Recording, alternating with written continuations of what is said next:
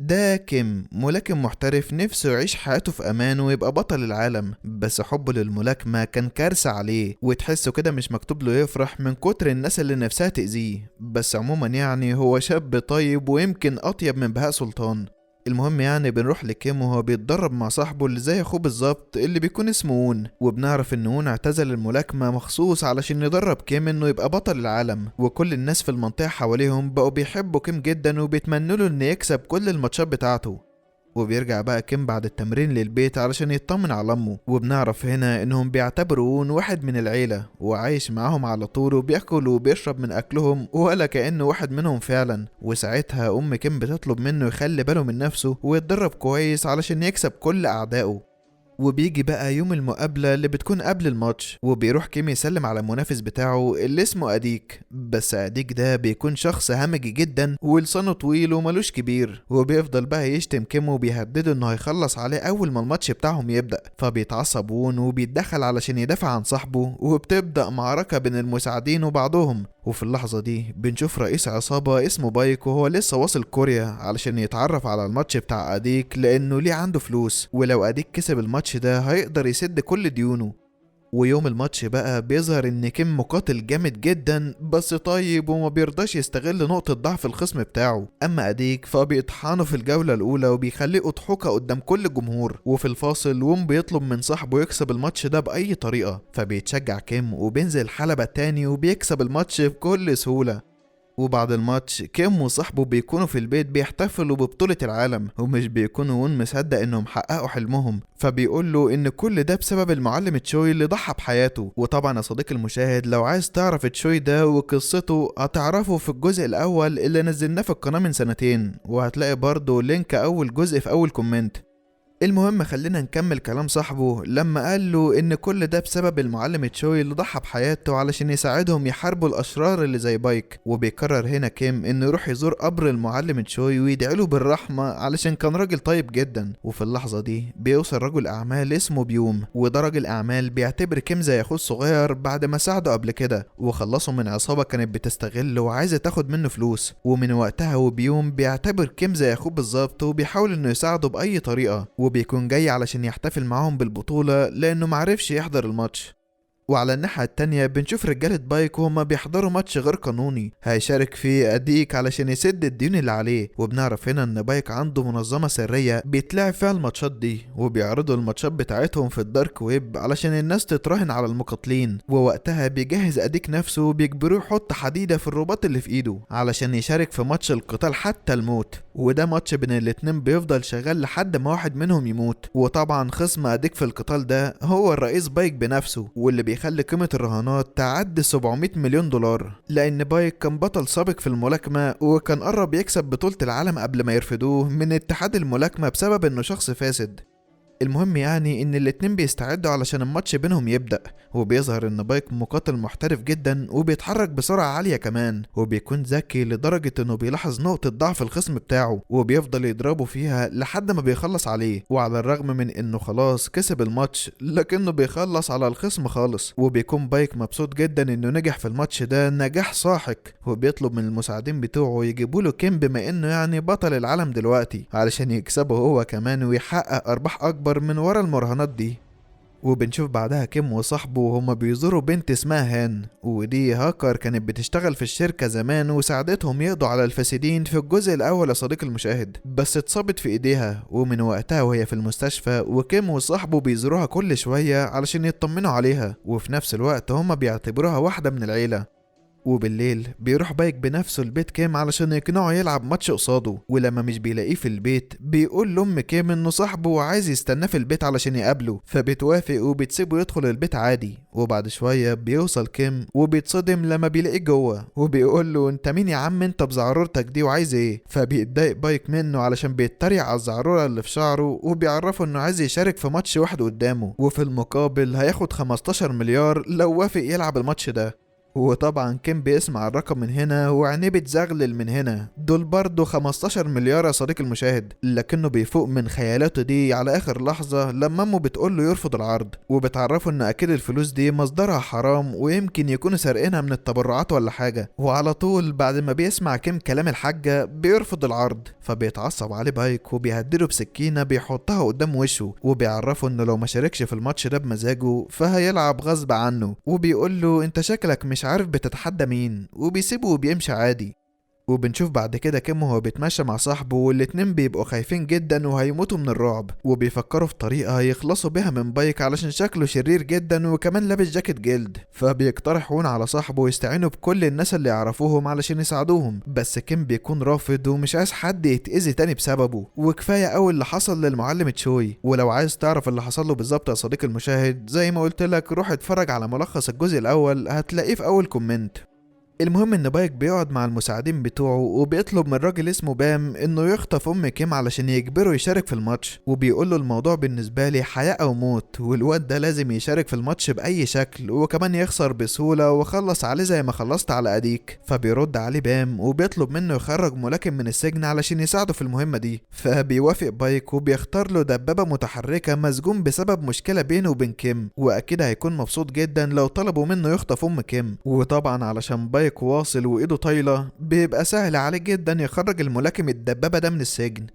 وبنروح للدبابة وهو بيتدرب في زنزانته الانفرادية لحد ما بيوصل له رسالة من بام مكتوب فيها يبلع البرشامة اللي في الكتاب، وكلها يومين يعني ويخرج من السجن ويشوف الأسفلت من تاني. فبيتردد الدبابة وما بيبقاش عارف ياخدها ولا لأ، لكنه بيقرر في الآخر يحتفظ بيها.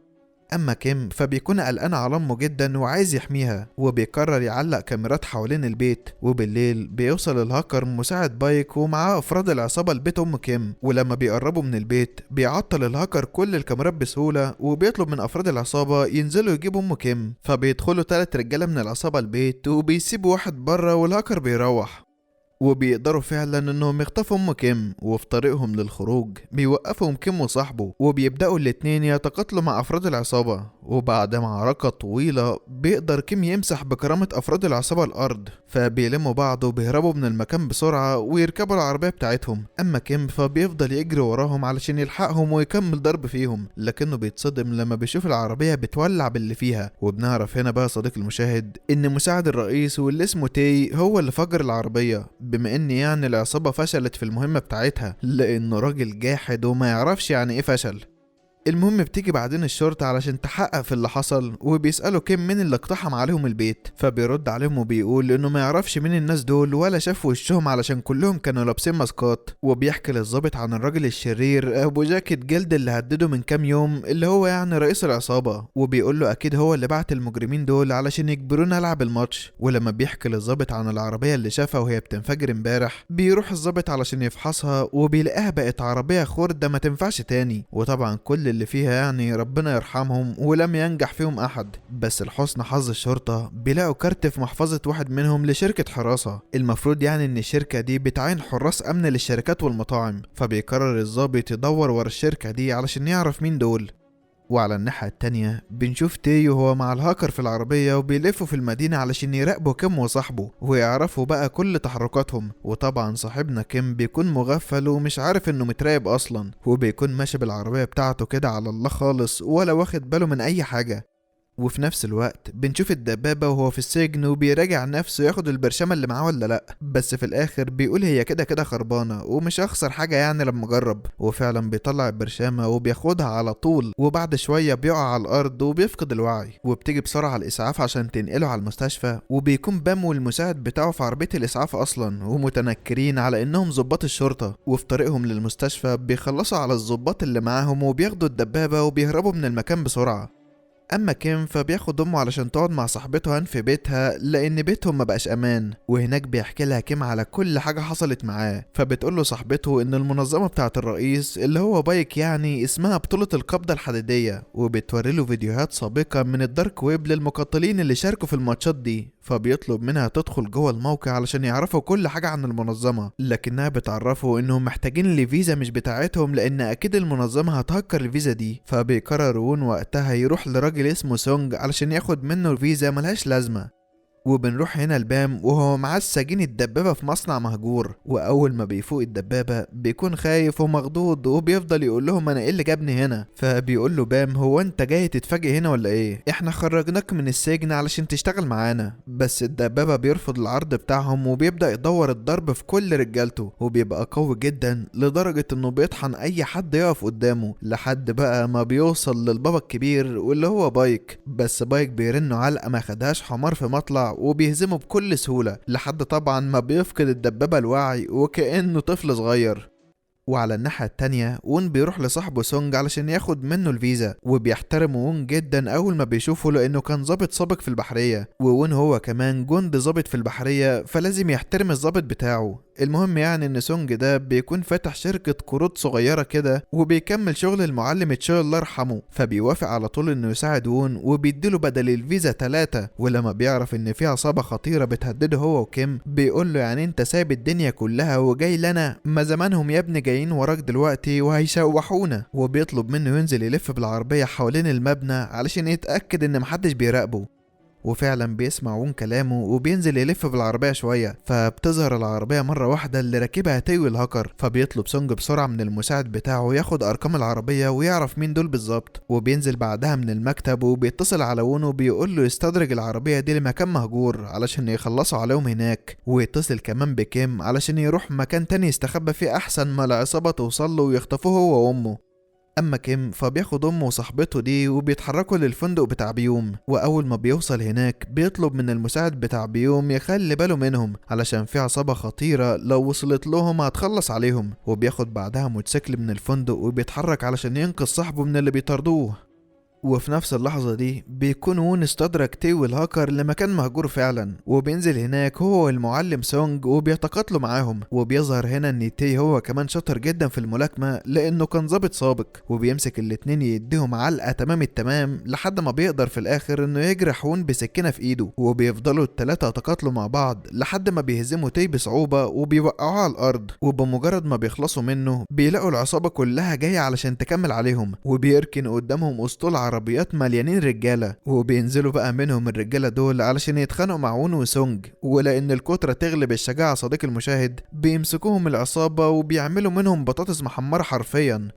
وبعد الفرهدة والضرب ده كله بياخدوهم أفراد العصابة علشان يوصلوهم للرئيس. بس ساعتها كيم بيوصل لهم وبيقول لهم رايحين فين يا وحوش، السهرة لسه مطولة شوية. وبينزل لوحده يقوم بيهم كلهم وبيضرب كل أفراد العصابة، واحد من اليمين وواحد من الشمال ومن فوق وتحت ومن كل الزوايا. وبعد ما بيخلص عليهم بيروح بسرعة علشان يطمن على صاحبه وسونج لأنهم اتضربوا جامد جدا، وبيقومهم وون بسرعة علشان يتحركوا قبل ما حد تاني يجي. وبيسيب أفراد العصابة على الأرض بيتألموا من كتر الضرب. وفي المستشفى كيم بيكون حزين جدا وحاسس انه السبب في اذية كل اللي حواليه، فبيتصل على امه وبيقول لها انه مش طايق نفسه وحاسس نفسه نحس علشان كل اللي بيحبهم بيتأذوا وهم بيحاولوا يساعدوه وبيدافعوا عنه، وحتى وون الوحيد اللي بيعتبره زي اخوه كان هيروح منه النهارده. فبتهديه امه وبتقوله ان كل حاجة هتبقى بخير، بس لازم هو يبقى قوي ويقدر انه يهزم كل اعدائه لو فضل واثق في نفسه، وبتفكر انهم عيلة واحدة يا يموتوا سوا يا يعيشوا سوا. اما وون فبيكون على سريره في المستشفى بينزف من الجرح اللي في ايده، ولما بيعرف من الممرضة انها هتخيط ايده ومش هيقدر يضرب حد تاني بيقول لها ليه كده بس يا بنتي، ده احنا لسه في اول المسلسل. وبيقول لها انا كنت ملاكم قوي جدا وايدي دي ياما كسبت بيها ماتشات، ولو بطلت ملاكمة ممكن اموت وملاقيش حد يطمن عليا وانا مريض، فممكن يعني يا استاذة اخد رقمك علشان تبقي تطمني عليا وانا تعبان. فبتقول في نفسها كده ده عبيط ده ولا ايه، وبتسيبه وبتمشي. المهم بنروح لسونج اللي هو كمان بيبقى مصفي دماغه علشان مفتوحة، وبيطلب من الدكتورة تركز وهي بتخيط دماغه علشان الجرح ده ما يبانش لانه راجل وسيم وعايز يقدم في مسابقة مستر كوريا لأوسم راجل معدي 50 سنة. فبتقول له الدكتورة يا عم بطل عبط بقى واسكت علشان اعرف اخيطك. وبيقوم بعدها سونج بعد ما خيط الجرح وبيروح يتكلم مع كيم شوية، وبيقول له ضربونا جامد يا كيم يا اخويا والحمد لله يعني انك جيت لحقتنا. وبيطلب منه يكون قوي شجاع علشان ايده دي ايد بطل عالم ويقدر يهزم بيها اي حد يقابله. وفجأة بيتصل بكيم محقق من الشرطة اسمه جانج، وده قريب بيوم رجل الاعمال اللي بيساعدهم، وهو كمان بيعتبر كيم وصاحبه زي اخواته الصغيرين. فبيطلب من كيم ما يتحركش من مكانه لحد ما يوصل له ويفهم منه كل حاجة. وبعد شوية بيوصل المحقق وقريبه رجل الأعمال علشان يتكلموا مع كيم، وأول ما بيشوف المحقق سونج وبيعرف إن عنده شركة قروض بيقول له أنا ممكن أحبسك دلوقتي حالا، بس مش هعمل كده، ومش عايزك تتكلم خالص لحد ما نخلص المهمة دي، لأن الصراحة مش طايقك من غير سبب كده. وساعتها بيتصل بالمحقق حد من الشرطة وبيعرفه إن الدبابة البشرية هرب من السجن. وأول ما بيعرف كيم المعلومة دي وشه بيجيب ألوان، لأن الدبابة بيكرهه جدا ولو شافه ممكن ينتقم منه ويقتله، بس المحقق بيطمنه وبيقوله إنه مش هيسيبه. وعلى الناحية التانية الرئيس بايك بيمسك مساعده تي يضربه وبيقوله ان اللي بيفشل في مهمة بيموت على طول، وانه المفروض كان قتله دلوقتي وبعدها خلص على عيلته كمان، بس هو طيب ومش هيعمل كده وهيديله فرصة تانية علشان يخطف ام كيم. وبيدخل الرئيس يتكلم مع الدبابة بعد ما فاق من العلقة بتاعت الصبح، وبيعرض عليه يشتغل معاه علشان يقنع كيم بس يلعب الماتش قدامه، ولو وافق على العرض بتاعه هيديله كل الفلوس اللي هو محتاجها، وكمان هيساعده علشان يهرب بره البلد وما يرجعش السجن تاني. فعلى طول الدبابة بيوافق وبيقول له انا معاك يا ريس. وبعد شوية بيجي واحد من رجالة بام يتخانق معاه علشان ليه عنده فلوس، وبيبقى الراجل ده مضروب من كيم ووشه بايظ على الاخر، وبيقول له بقى هما دول عيال صغيرين، ده الواد ضربنا كلنا وخرشمنا. ولسوء حظه بيسمعوا وقتها الرئيس وبيتضايق من كلامه وبيغير من كيم جدا، فبيخلص على الراجل اللي قدامه ده وبيطلب من بام يتخلص من الجثة من غير ما حد يسمع عن الواد ده تاني. وبيقعد بعدها يفكر مع افراد عصابته هيوصلوا لكيم ازاي، فبيقول له الدبابة انه اكيد مستخبي في فندق من فنادق بيوم، لانه راجل غني جدا وليه قرايب مهمين في البلد، وطبعا محدش يقدر يخطف حد من الفنادق بتاعته. فبيشكره الرئيس وبيقول له انه هينفعه جدا في الشغل ده، وبيعرف رجالته انهم لازم يوصلوا لكيم ويقنعوه يلعب الماتش ده باي طريقة. وعلى الناحية التانية بتنجح هان انها تدخل الدارك ويب وتشترك في المنظمة بتاعة الرئيس، وبتتصدم لما بتشوف قدامها صورة لكيم وعليه اعلان انه هيشارك قريب في المسابقة. فبيتخض كيم وبيقول لها انا مشتركتش في اي حاجة وفي حاجة غلط بتحصل من ورانا، لكنها بتفهمه ان ده معناه انهم هيفضلوا وراه لحد ما يلعب الماتش ده ومش هيسيبوه في حاله. وفجأة بتلاقي الجهاز بتاعها بيعلق وبيظهر عليه اشارات ايرور كتير، وده لان الهاكر بتاع العصابة هكر الجهاز بتاعها وبقى متحكم كمان في الكاميرات بتاعة الجهاز ويقدر يوصل لها في اي وقت. فبتقفل الجهاز بسرعة وبتقول لكيم انهم لازم يتصرفوا في اسرع وقت. وبنروح بقى لسونج وهو مع المساعد بتاعه وون، وبيدوروا على العصابة اللي ضربوهم امبارح، وبيقدروا يوصلوا لمقر العصابة فعلا واللي بيكون عبارة عن صالة جيم. فبيدخل سونج وبيقولوا انه جاي يتدرب معاهم في الجيم، بس افراد العصابة بيتحولوا عليه وبيبدأوا بينهم قتال طويل جدا. وساعتها واحدة بتتصل على الشرطة بتبلغ عنهم كلهم، وبالفعل بعد شوية بتوصل الشرطة للمكان وبتقبض على الكل. وبنروح هنا لكيم وهو قاعد مع المحقق في كافيه في الشارع، والمفروض يعني انهم مستنيين محقق تاني معاه دليل عن اسم بام الحقيقي علشان يقدروا يوصلوا له ويوقعوه وبالتالي يوقعوا الرئيس كمان. لكن لما المحقق التاني ده بيعدي الطريق فجأة بيظهر شخص قدامه وبيطعنه وبيهرب بسرعة قبل ما حد يشوفه. فبيخرج المحقق جانج من الكافيه بسرعة علشان يطمن على صاحبه المحقق، وبيطلب من كيم يجري ورا المجرم ده علشان يقبض عليه. وبيفضل كيم يجري ورا المجرم فعلا وبيتنططوا من بيت لبيت لحد ما بيقدر المجرم انه يهرب بسهولة منه، وكمان بيتريق عليه علشان ما قدرش يمسكه. وعلشان يكمل يوم كيم بيعرف ان اخوه موجود في القسم والشرطة قبضت عليه، فبيروح بسرعة هو المحقق على هناك علشان يطلعوه. وبيتصدموا لما بيلاقوا الشرطة قبضت على عدد كبير من الرجالة اللي كانوا بيتقاتلوا معاهم امبارح. فبيدخل المحقق يتكلم مع رئيس القسم علشان يسيب وون وسونج يمشوا معاهم، فبيوافق عادي. وقبل ما يطلعوا من القسم بيقوم واحد من العصابة اسمه يوك وبيقول له اشمعنى هما يا باشا اللي خرجوا من القسم عادي، ولا هو يعني علشان احنا مجرمين ورجال عصابات وسوابق هتحبسونا؟ فبيتعصب عليه المحقق وبيقول له انا لو سمعت صوتك تاني هخلص عليك. وبيطلع المحقق من القسم بعدها وبيطلب من سونج ما يتدخلش في شغل الشرطة وما يدورش على حد تاني غير لما ياخد اذنه، وبيقول له انت عندك شركة قروض وشكلك راجل شمال اصلا وانا ممكن احبسك عادي. بس سونج بيلحق نفسه وبيقول له انا من ايدك دي لايدك دي، شوف انت عايز ايه وانا اعمله. فبيطلب منه المحقق يراقب يوك لما يخرج من القسم ويعرف منه كل حاجة. وبالليل بنشوف يوكو وهو داخل فندق صغير في المدينة علشان يرتاح بعد الضرب طبعا اللي اتضربه ده كله من امبارح. وبيشوف قدام الموظفة بتاعة الفندق فبيحاول انه يغازلها، لكنها بتتعصب عليه وبتقول له جرى ايه يا خنزير انت، ادخل اوضتك في هدوء.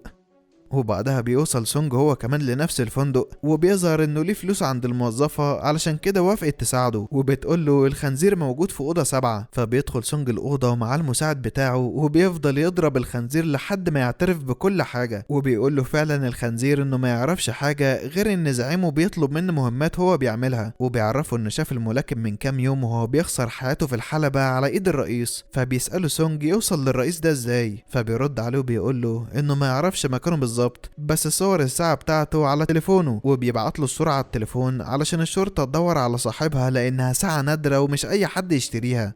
وعلى الناحية التانية بنشوف مساعد رجل الأعمال، واللي هو بيوم وهو راجع البيت وبيتصدم لما بيلاقي هناك الرئيس رابط أخته في كرسي وبيعذبها، وبيقول له الرئيس قدامك حل من الاتنين، يا تقول لي مكان رئيسك بيوم فين يا إما هخلص على أختك. فبيقول له على كل حاجة وحتى الحاجات اللي بيحبها بيوم كمان، وبيعرفه إنه هيبقى في مكان محرم صغير كده بعد كام يوم، والخاين بيقول له كمان على الفندق اللي موجود فيه كيم وأسرته. وبعد كام يوم بتدخل بنت اسمها جينا المكان المحرم اللي هيروح له بيوم، وبتخدر العامل اللي هناك علشان تاخد مكانه، وبتمثل ان هي الموظفة الجديدة، وبتبدأ بقى تستعد علشان تخلص على بيوم اول ما يوصل للمكان. وبالفعل بيوصل بيوم للمكان في الوقت المحدد، وبيستغرب لما بيلاقيها هناك، فبيقول لها العامل اللي كان هنا فين، فبتقول له انت جاي تشرب كاسين ولا تسأل عن العامل؟ اشرب وانت ساكت يا عم. وبتصب له اول كاس وهي حاطه له فيه مخدر شديد جدا، وبكل براءة بيشرب بيوم الكاس وهو مبسوط جدا وبيضحك كمان. وفجأة بيلاقي كل حاجة حواليه بتتغير، وبيبدأ يشوف هلاوس، ومرة واحدة بيقع على الارض وهو بيصرخ وبيطلب النجدة من اي حد. اما جينا فبتفضل تصوره علشان تبعت الصور للمدير بتاعها.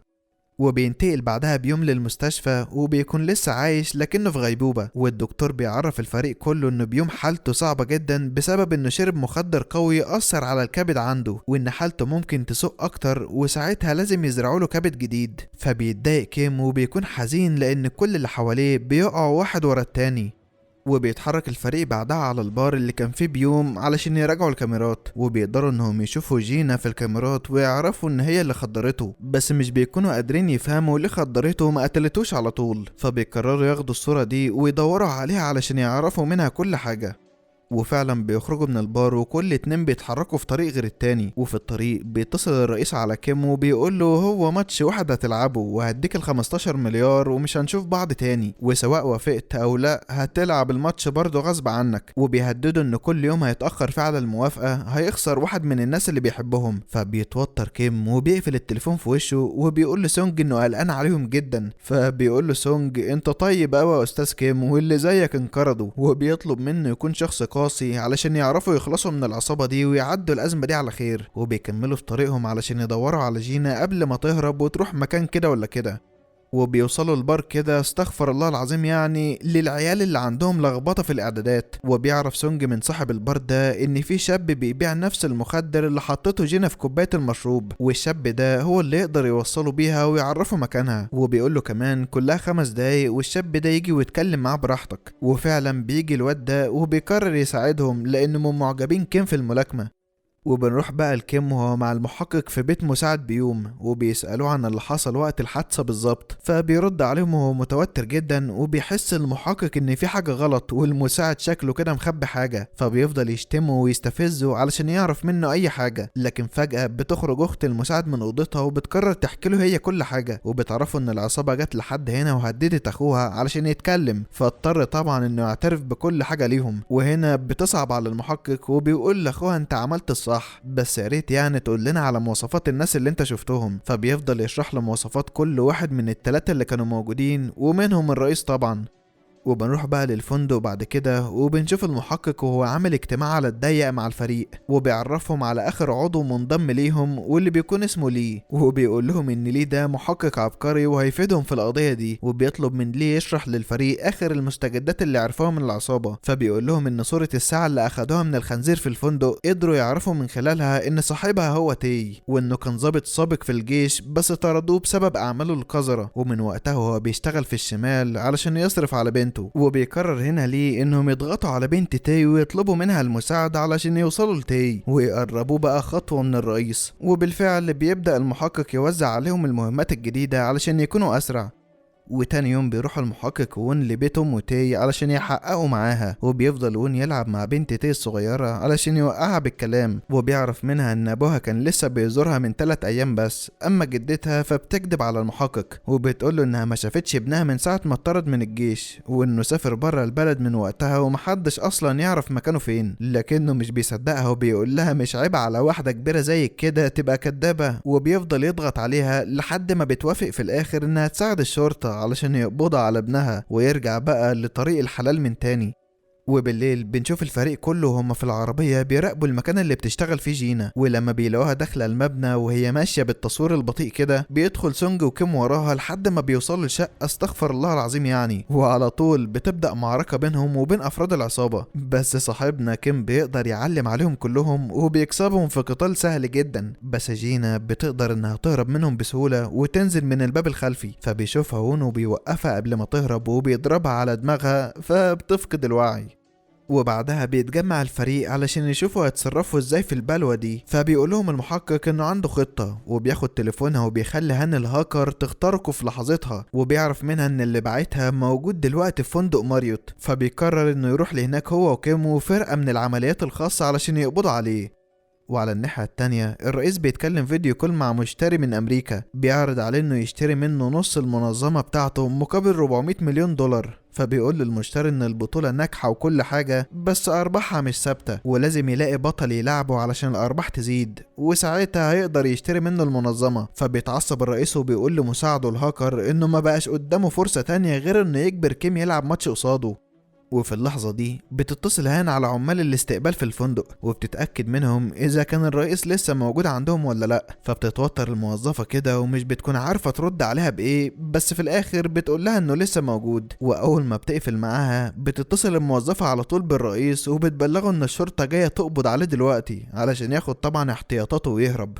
اما كيم فبيكون في عربيات الفرقة الخاصة اللي رايحة تقبض على الرئيس، واول ما بيوصلوا عند الفندق بيطلب من المحقق يستناهم قدام الفندق لحد ما ينزلوا، وعلى طول بتدخل الفرقة كلها لهناك وبيوصلوا لحد الأوضة بتاعة الرئيس، ولكن الصدمة ان محدش بيكون هناك اصلا والأوضة بتكون فاضية تماما. ومرة واحدة بيحس المحقق ان في حاجة غلط في الفازة بتاعة الزرع اللي قدامه، فبيقرب منها بحذر كده علشان يشوف في ايه، وبيتصدم لتاني مرة ان في قنبلة موجودة جوه الزرع، فبيصرخ في وش الفرقة انها تهرب بسرعة، ولكن للأسف فجأة الدور كله بينفجر بالقوات اللي جواه. وبنروح هنا لكيم اللي بيكون واقف قدام الفندق مخضوض من صوت الانفجار، ومرة واحدة بيلاقي الرئيس بيرن عليه وبيقول له انت السبب في موتهم علشان عمال تكابر ومش راضي تلعب الماتش معايا، وخلي بالك لسه في ناس تانية هتموت كتير. فبيقرر كيم يتجنب شره وبيوافق انه يلعب معاه الماتش. وبنروح لوون وهو قاعد مع باقي الفريق بيشوفوا هيعملوا ايه مع جينا، فبيتصل بصاحبه كيم علشان يطمن عليه بعد الانفجار بتاع الفندق، وبيتصدم لما بيعرف ان المحقق بين الحياة والموت، وان الجريمة دي كمان من تخطيط عصابة الرئيس علشان يجبروه يلعب الماتش، بس بيرفض يقوله انه ناوي يلعب الماتش علشان ما يحاولش يوقفه. اما بيوم فبيفوق في المستشفى بعد ما اتحسن شوية وبدأ السم يطلع من جسمه، لكن حالته بتبقى صعبة برضه وباين عليه التعب بسبب ان الكبد اتضرر من السم. وبيجي وقتها عمه علشان يطمن عليه، وبنعرف ان عمه ده رئيس المخابرات في البلد وحاجة تقيلة قوي يعني، فبيطلب منه بيوم يساعده علشان يخلص على الرئيس وينتقم منه، فبيوافق عمه وبيقول له انه هيبعت له احسن عميل عنده علشان يخلصه من الرئيس، وبيمشي بعدها من المستشفى على طول. اما جينا فبتفضل مربوطة زي ما هي في الجراج المعفن اللي كانوا فيه، وبيحاول سونج انه يوقعها بالكلام علشان يعرف منها اي حاجة، لكنها برضه بتفضل تتريق عليه وبتقوله بس هبل بقى يا ابني علشان انا مش هقولك حاجة، وبتعرفه انها لو نطقت بحرف واحد بس اللي مشغلها ممكن يقتلها عادي، بس بتقوله انا ممكن اقولك لوحدك وفي ودنك كمان. فبيقرب منها سونج وهو مديها الامان، لكنها فجأة بتعضه من ودانه وبتقول له امشي يالا اهبل من هنا، وبتفضل تتريق عليه تاني لحد ما بيوصل مساعد المحقق واللي بيكون اسمه جون، وبيقول لجينا ان الشرطة هتساعدها وهتحميها من المجرمين، بس بشرط ان هي تساعدهم علشان يوصلوا للي مشغلها. فبتقتنع جينا بكلامه وبتقرر تساعدهم اخيرا، وبتعرفه ان اللي مشغلها هو بام، بس هو اللي بيتواصل معاها مش هي، وهي طبعا ما تعرفش توصل له غير لما هو يكلمها. فبيقول لها جون انها هتفضل معاهم قاعدة في فندق فخم لحد ما يتواصل معاها بام ويعملوا له كمين علشان يقبضوا عليه، فطبعا هي بتوافق. وبالفعل بياخدوها تقعد في الفندق الفخم، بس بياخدوا منها التليفون احسن تتصل على رئيسها وتحذره انه يهرب منهم. اما كيم فبيكون في مستشفى قاعد جنب المحقق وحزين على اللي حصل له، وبيفضل حاسس انه السبب في كل اللي بيحصل حواليه، وانه لو ما كانش موجود كانت الدنيا هتبقى بخير. وبالليل بيروح له صاحبه وون علشان يهون عليه شوية، وبيقول له يا ابني احنا كلنا هنا بنحبك وبنساعدك بمزاجنا، وعارفين كمان المشاكل اللي ممكن نتحط فيها، فما تشيلش نفسك فوق طاقتها، وكفاية علينا العصابة اللي احنا مش قادرين عليها دي. فبيتأثر كيم جامد وبيدمع علشان الكلام العاطفي الجميل ده، وعلشان الضرب اللي هيتضربه في الماتش الجاي. المهم تاني يوم بيفوق المحقق وبيكتشف ان دماغه اتأثرت من الانفجار، وان ضغط دمه مش مظبوط خالص ولازم يقعد في المستشفى لحد ما يطمنوا عليه، لكنه بيرفض وبيقولهم انه تمام جدا وناوي يخرج دلوقتي، وبيسيب الأوضة بتاعة الكشف وبيخلع الشاش من على دماغه ورقبته وبيمشي من المستشفى. وفي طريقه للفندق بيتصل على كيم وبيعرفه انه بقى كويس وجاي على هناك، فبيفرح كيم جدا وبيجمع الفريق علشان يقابلوا المحقق اول ما يوصل. واول ما بيشوفوا كيم بينهار لانه السبب في اللي حصل له، فبيحضنه المحقق وبيقول له ان ده قدر وهو ملهوش دعوه، وبيدخلوا كلهم اوضه الاجتماع علشان يخططوا للخطوه الجديده. وهنا بيكتشف المحقق ان موقع المراهنات نشر اعلان ان كيم هيلعب ماتش يوم الخميس اللي هو تاني يوم يعني، وطبعا المحقق واللي معاه معتقدين ان ده معناه ان العصابه هتخطف كيم قبل تاني يوم، وما يعرفوش ان كيم مغفلهم كلهم وهو اللي متفق بنفسه مع العصابه على الماتش اللي هيتلعب. وتاني يوم بيروح المحقق لأوضة جينا علشان يحقق معاها، وبيديها التليفون بتاعها علشان تلعب عليه وتهدي أعصابها شوية. وأثناء ما هي بتستخدم التليفون بيجيلها رسالة من بام بيقولها على عنوان الكافيه اللي هيتقابلوا فيه، فبتتحرك لهناك بسرعة وبتدخل الكافيه علشان تستناه، وبيدخل بقى وراها المحقق والمساعد بتاعه. وهنا بنشوف بام وهو قاعد مراقبها من المبنى اللي قدام الكافيه، وبيعرف انها جايبه شرطه وراها علشان تقبض عليه، وانها بقت كارت محروق بالنسبه له، فبيتصل بمساعده وبيطلب منه يخلص على جينا اول ما تخرج من الكافيه.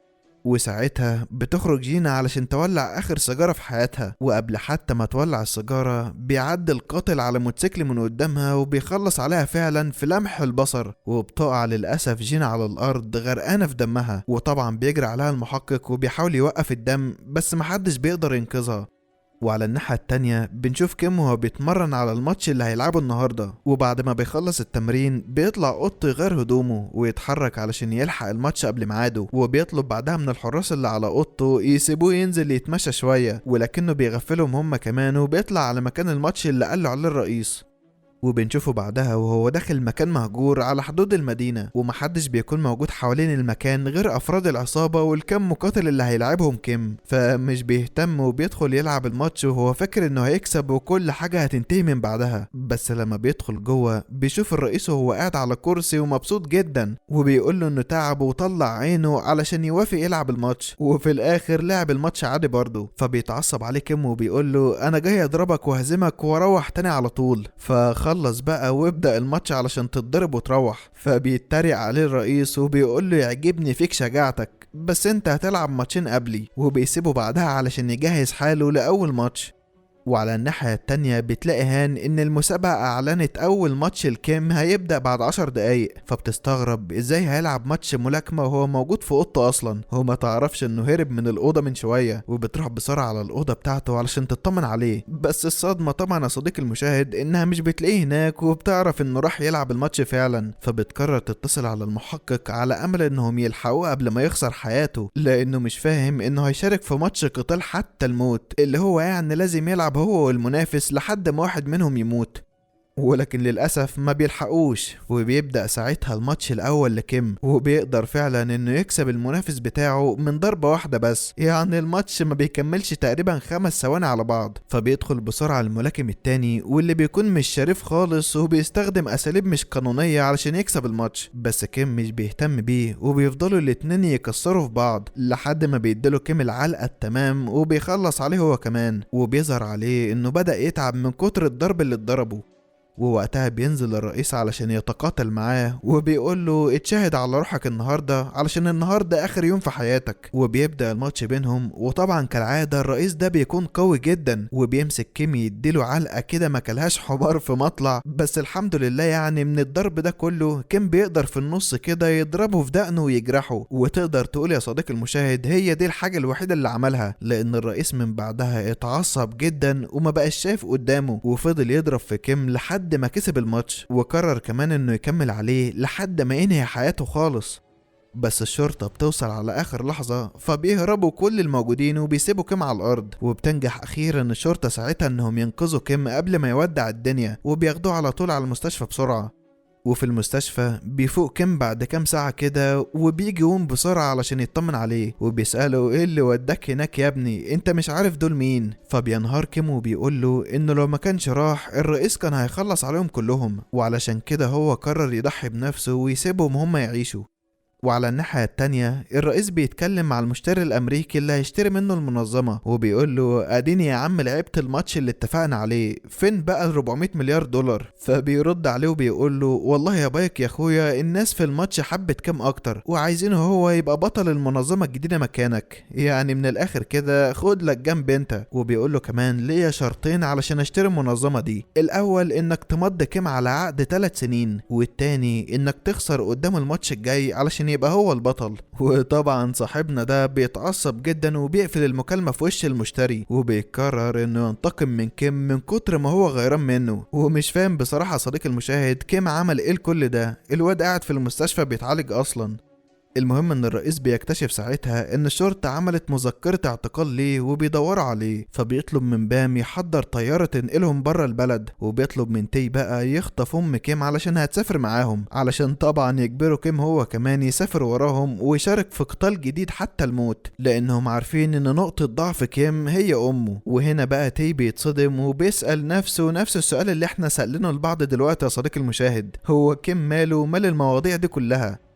وساعتها تي بيكمل كلامه مع الرئيس وبيقول له انه ممكن يطلع من البلد على فيتنام او تايلاند، اما بقى موضوع خطف ام كيم ده فعايز ناس متخصصين وهيكلفه بتاع 900 مليون كده. فبيتوتر الرئيس كده وبيقول له جرى ايه يا ابن انت، ايه الارقام دي كلها؟ لا ده انت هات لنا كده 2 من اي حته وخد معاهم الدبابه وهاتوا الست دي بسرعه. وفي نفس اللحظه دي تليفون تي بيرن وبيكتشف ان بنته في المستشفى ومصابه، فبيستأذن من الرئيس وبيجري بسرعه على المستشفى علشان يطمن على بنته.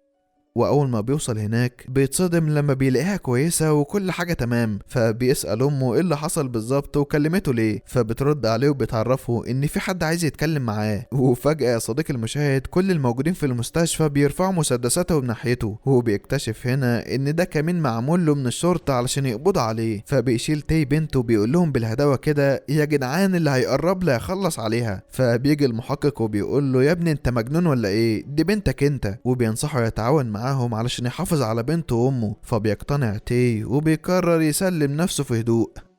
وعلى الناحية التانية بنشوف بيوم وهو بيقابل أشطر عميل في المخابرات واللي بيكون اسمه المميز، وبيقول للمميز ده أنا مفيش مني 2 في البلد علشان كده عمك بعتني ليك، وبيطلب منه يهدى خالص ويسيب كل حاجة عليه وهو هيخلصه من الرئيس ويقتله علشان ينتقم منه بعد ما أمر إن بيوم يتسمم. وبنرجع مرة تانية للمحقق وبنشوفه هو بيحقق مع تي وبيقول له انت بنتك في خطر وحلك الوحيد انك تتعاون معايا. فبيوافق تي وبيقول له انا هقولك على كل حاجة وهساعدك تقبض على الرئيس في مقابل طبعا انك تساعدني احمي بنتي وامي. وفجأة تليفونه بيرن وبيكون الرئيس هو اللي بيكلمه، فبيطمنه تي وبيعرفه ان البنت اتصابت وهيعمل لها شوية فحوصات كده ويجي تاني على طول. وبيرجع تي يكمل كلامه مع المحقق وبيحكي له كل حاجة عن الرئيس وعن خطته للهروب بره البلد، وبيديله كمان كل المعلومات عن بام علشان يقبض عليه هو وعصابته، وبيبلغوا ان ام كيم في خطر علشان هم ناويين يخطفوها ويساوموا كيم عليها. اما بيوم فبيروح يقابل المحقق وسونج وبيحكي لهم انه بقى بخير دلوقتي، وبيسأل المحقق ناوي يعمل ايه بعد ما يقبض على الرئيس، فبيقول له ناوي يسلمه للعدالة طبعا علشان يتحبس، بس بيوم بيكون مصمم انه يقتل الرئيس، فبيبلغوا المحقق انه مش هيسكت غير لما يخلص عليه وبيسيبه وبيمشي. وبنروح هنا لتي وهو واقف مع الرئيس على مركب في عرض البحر، وبتبقى دي المركب اللي مستخبي فيها الرئيس علشان الشرطة ما تقدرش توصله. وبيعرف تي انهم هيروحوا تاني يوم لعيادة الدكتور علشان يفك الغرز اللي في وشه، والدكتور ده صديق المشاهد يبقى واحد من العصابة اصلا وسهل الشرطة تعرف مكانه. المهم ان تاني يوم بيتحرك تيو مع الرئيس لمكان العيادة بتاعت الدكتور، وبتكون الشرطة محاصرة المكان كله ومتنكرين علشان محدش يتعرف عليهم. واول ما بيدخل الرئيس جوه العيادة بيلاقي افراد الشرطة بتهاجمه وبيتخانقوا معاه، فبيتعصب جدا وبيبدأ يضربهم واحد ورا التاني. بس طبعا الكترة بتغلب الشجاعة وبيقدروا انهم يقبضوا عليه وبيركبوه عربية الشرطة علشان يتحركوا للقسم. ووقتها بيكتشف الرئيس ان تي هو اللي خانه وسلمه للشرطة، فبيتضايق جدا.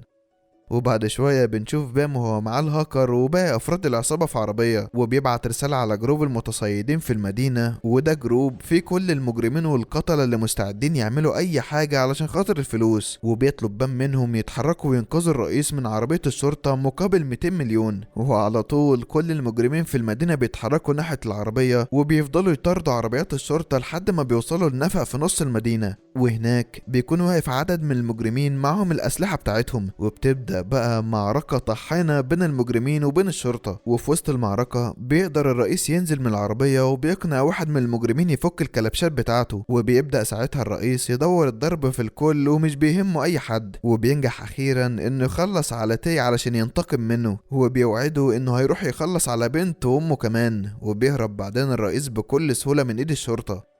وبنروح لبام وهو معاه الدبابة واتنين مجرمين تانيين وداخلين الفندق من الجراج، وبيقابلهم هناك واحد من افراد العصابة بيديهم الشفرة بتاعت اوضة امه كيم. وبيطلعوا ساعتها التلات مجرمين للفندق علشان يوصلوا للأوضة، وبيبدأوا يتقاتلوا مع كل الحراس الموجودين هناك. فبيسمعون صوت الضرب اللي بره وبيطلع علشان يتخانق معاهم، وبيقدر انه يخلص على الاول وبيكمل ضرب في التاني لحد ما بيخلص عليه برضه. وبيجي بقى الدور على الدبابة، واللي بيقدر انه يهزم وون بكل سهولة وبيزق ناحية الحيطة وبيفضل يضرب فيه لحد ما بيبدأ يفقد الوعي. فبيمسكوا الدبابة من رقبته علشان يخنقه، بس في اللحظة دي ام كيم بيصعب عليها ان وون بيموت، فبتطلع بسرعة من الأوضة وبتقول للدبابة سيبه وابوس ايدك، انا معاك اهو هسلم نفسي بس سيب الواد عايش. فبيوافق الدبابة وبيرمي وون على الأرض وبياخد ام كيم علشان يهربوا من الفندق. وبيروح بعدها وون على المستشفى وهو منهار وحاسس بالذنب ان ام كيم طبعا اتخطفت من قدام عينه وما قدرش يدافع عنها، بس كان بيهديه وبيقول له كل حاجه هتبقى تمام. وبياخده علشان يرجعوا البيت، وبتروح كمان ام تي وبنته يعيشوا معاهم لان اكيد الرئيس دلوقتي بيدور عليهم وعايز ينتقم منهم. وبعد شوية بنشوف بيوم وهو قاعد مع الفريق كله وبيفكروا في حل يعملوه. فبيعرفهم بيوم ان المحقق اتصاب اثناء هروب الرئيس وزمانه دلوقتي في العناية والله اعلم هيفوق امتى. ولحد ما ده يحصل فكلهم هيسمعوا كلام بيوم وهينفذوا خطته. وبيعرفهم بيوم انه ناوي يعرض على الرئيس ماتش بقيمة 100 مليار هيشارك فيه طبعا كيم وون قدام الرئيس والدبابة، وطبعا الرئيس هيوافق على طول على الماتش، وساعتها يقدروا يقبضوا عليه وكمان ينقذوا ام كيم بسهولة. وبالليل بنشوف راجل اسمه يو، وده مقاتل محترف ومجرم برضه بس من الطيبين، وكان بيساعد كيم في الموسم الاول علشان يخلص من الفاسدين، بس اختفى بعدها ومحدش كان عارف هو راح فين بالظبط لدرجة انهم كانوا فاكرينه ميت. وبيبقى جاي علشان يساعد كيم ينقذ امه من المجرمين. وبيعرفه كمان انه عارف بام وكان بيعمل مهمات معاه قبل كده، وبيحذر كيم ان العصابة دي خطيرة جدا وممكن تخلص منه في اي وقت بسهولة هو وعيلته كلها، وعلشان كده هو هيروح بنفسه يشارك في تأمين الماتش وينقذ امه كيم والماتش شغال، وطبعا محدش هيبقى مركز معاه. وبيروح في الاول يو علشان يزور الدكتور وهو نايم وبيصحيه من النوم علشان يعرف منه كل حاجة عن الرئيس، ولما بيرفض الدكتور يتكلم بيفضل يو يعذبه علشان ينطق بكل حاجة يعرفها. وعلى الناحية التانية بنشوف الرئيس وهو بيحاول يهرب من البلد، بس أول ما بيوصل المطار بيدخل بام الأول وهو متنكر وبيكتشف إن رجال المخابرات موجودين في كل مكان، فبيرجع العربية تاني وهو متوتر جدا وقلقان. وبيعرف الرئيس إنهم لازم يرجعوا المركب في أسرع وقت لحد ما يلاقي حل. وهنا بقى بيجي دور بيوم علشان يقترح عليه موضوع الماتش، وبيراهنه وبيقول له لو كسبت الماتش هتاخد 100 مليار. فبيتعصب الرئيس وبيقول له إنه لو ما ساعدوش يخرج من البلد هيخلص على أمه كيم، فبيقول له بيوم بكل برود خلص عليها عادي، كده كده انت مش هتخرج من البلد وهتخسر ال100 مليار دول. فبيحس بام ان دي فرصة ويقدر يقنع الطرفين انهم يلعبوا الماتش، مقابل طبعا ان بيوم يوفر لهم طيارة خاصة علشان يسافروا بره البلد، وهم من ناحيتهم هيسيبوا ام كيم ترجع لابنها بعد الماتش على طول. وفعلا بيتفق الكل على الاقتراح ده. وبنروح لكيم وهو قاعد بيستعد علشان الماتش المنتظر، فبيروح للمدرب بتاع الرئيس اللي كان بيدربه، هو لسه ملاكم رسمي مش رئيس عصابة. وهناك المدرب بيقول له ان الرئيس اللي هو بايك يعني من اشطر الناس في الملاكمة في العالم وسريع جدا، وعلشان يهزمه لازم يكون اسرع منه واذكى منه كمان. وبيبدأ المدرب يدربه هو وون ازاي يهزموا الرئيس. وبالليل بيقعد كيم مع صاحبه وبيقول له ان ده اهم ماتش في تاريخهم، وبيحكي له كيم ان الماتش اللي فات شاف ان كل الملاكمين بيحطوا حديد في الشاشة اللي على ايديهم، وعلى الرغم من انه رفض يستخدم الحديد المرة اللي فاتت علشان ما يأذيش اي حد، بس المرة دي هيستخدمه علشان ينتقم من الرئيس ويخلص عليه. وبيتفقوا الاتنين ان وون يدخل الاول علشان ياخد العلقة التمام ويحاول يجرح الرئيس في عينه علشان يضايقه، اما كيم فهيدخل بعده ويستغل الاصابة دي ويخلص على الرئيس خالص.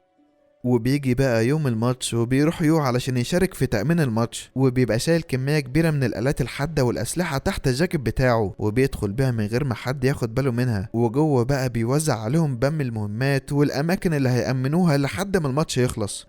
وبعد شوية بيوصل كيم وصاحبه ومعاهم بيوم علشان الماتش يبدأ، وبيدخلوا علشان يستعدوا للماتش. فبيوقفهم الهاكر وبيطلب من بيوم التحويل بتاع ال100 مليار الأول، فبيديله بيوم محفظة البيتكوين بتاعته علشان يمسح الرمز اللي عليها. لكن أول ما بيمسح الهاكر الرمز بتقدر هاني إنها تخترق تليفونه وتعرف هما فين بالظبط وأساميهم الحقيقية إيه. اما يو فبيبدأ خطته علشان ينقذ ام كيم، وبيروح لاقرب حارس جنبه وبيطلب منه سيجاره، والراجل طبعا بيطلع له السيجاره عادي، بس يو بيستغل الفرصه وبيقوم مخلص عليه، وبيروح بعدها يتقاتل مع كل اللي في المكان وبيخلص عليهم واحد ورا التاني لحد ما بيوصل للاوضه اللي فيها ام كيم، وبيخلص على الاتنين الحراس اللي هناك، وبيشيل القناع من على ام كيم، لكنه بيتفاجئ انها مش هي، وبتطلع اصلا واحده تبع العصابه وسايبينها هنا علشان متوقعين ان حد هيجي ينقذها. وفعلا بتقوم البنت دي من مكانها وبتفضل تتخانق مع يو لحد ما بيخلص عليها هي كمان، وبيتصل بعدها بالشرطة وبيعرفهم ان ام كيم مش موجودة في المبنى ده وانها موجودة في المبنى اللي قصادهم. لكن في الوقت ده الماتش بيبدأ وبيدخلون الأول الحلبة علشان يقابل الرئيس، وبيفضل يتضرب يا عيني لحد ما بيبقى خلاص بيطلع في الروح، بس مش بيهتم بالألم اللي في جسمه، وبيقدر انه يصيب الرئيس في عينه فعلا. فبيطلع الرئيس وبيطلع اون هو كمان علشان يتعالجوا. اما كيم فبيدخل الحلبة وبيتخانق مع الدبابة، وبيفضل الدبابة يحط عليه وبيضربه كأنه بينتقم منه او واكل ورثه ولا اي حاجة يعني، بس كيم بيستجمع قوته وبيقوم من مكانه بيخلص على الدبابة بسهولة، وفي الاخر بيكسر له صوابع ايده علشان ما يلعبش ملاكمة تاني طول حياته.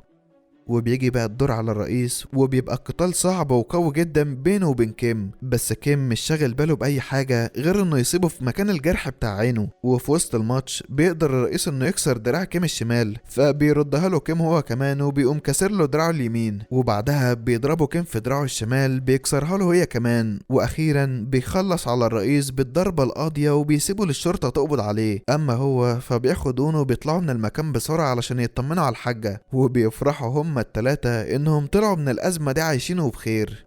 وبالليل بنشوف الشرطة وهي بتنقل الرئيس لسجن محصن علشان ما يخرجش منه تاني ابدا، وفي طريقهم للسجن بيدخلوا نفق تحت الارض، وفجأة بيتفرش قدامهم عوازل علشان العربيات تقف، وبتنفصل الكهرباء عن النفق ومحدش بيكون شايف اي حاجة. وهنا يا صديقي المشاهد بيجي دور المميز اللي هو عامل المخابرات، وبيدخلوا رجالته النفق علشان يخطفوا الرئيس من الشرطة علشان يخلصوا عليه بمعرفتهم.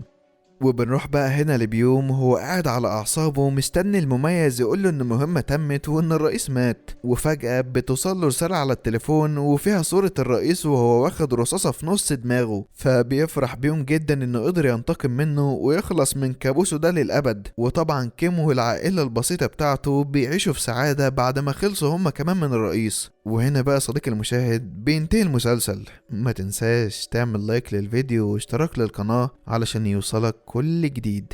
سلام.